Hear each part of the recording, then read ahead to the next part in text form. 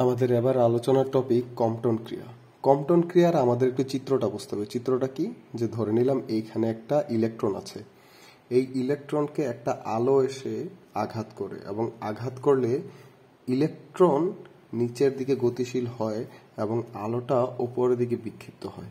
তাহলে একটা আলো সোজা আসতেছিল, এই সোজা বাহুটার সাথে বিক্ষিপ্ত আলো ফাই ডিগ্রি কোণ উৎপন্ন করে এবং বিক্ষিপ্ত ইলেকট্রন থিটা ডিগ্রি কোণ উৎপন্ন করে।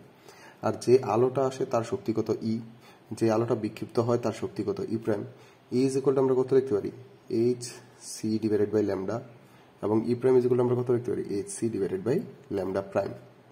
এখানে মূলত আমরা এই যে আপতিত আলোর তরঙ্গ দৈর্ঘ্য এবং বিক্ষিপ্ত আলোর তরঙ্গ দৈর্ঘ্যের মধ্যে সম্পর্ক পাই। কিভাবে সম্পর্কটা পাই? সম্পর্কটা হলো যে lambda prime minus lambda is equal to h divided by m naught c 1 minus cos phi. এই একটা সমীকরণ দিয়ে আমরা কি করতে পারি, আমরা আপতিত তরঙ্গ দৈর্ঘ্য এবং বিক্ষিপ্ত তরঙ্গ দৈর্ঘ্যের মধ্যে সমীকরণ নির্ণয় করতে পারি, যেটা মূলত আমাদের কম্পটনের তরঙ্গ দৈর্ঘ্যের সমীকরণ। এবার এখানে যে h divided by m naught c আছে, এটা তো একটা কনস্ট্যান্ট। এই কনস্ট্যান্টটিকে বলা হয় কম্পটন তরঙ্গ দৈর্ঘ্য এবং এটাকে ল্যামডা সি দিয়ে প্রকাশ করা হয়।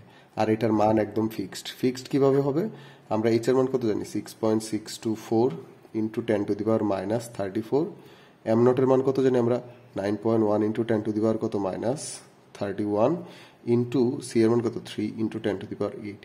এই মানগুলো যদি আমরা বসাই তাহলে আমরা ল্যামডা সি এর একটা ফিক্সড মান পেয়ে যাই।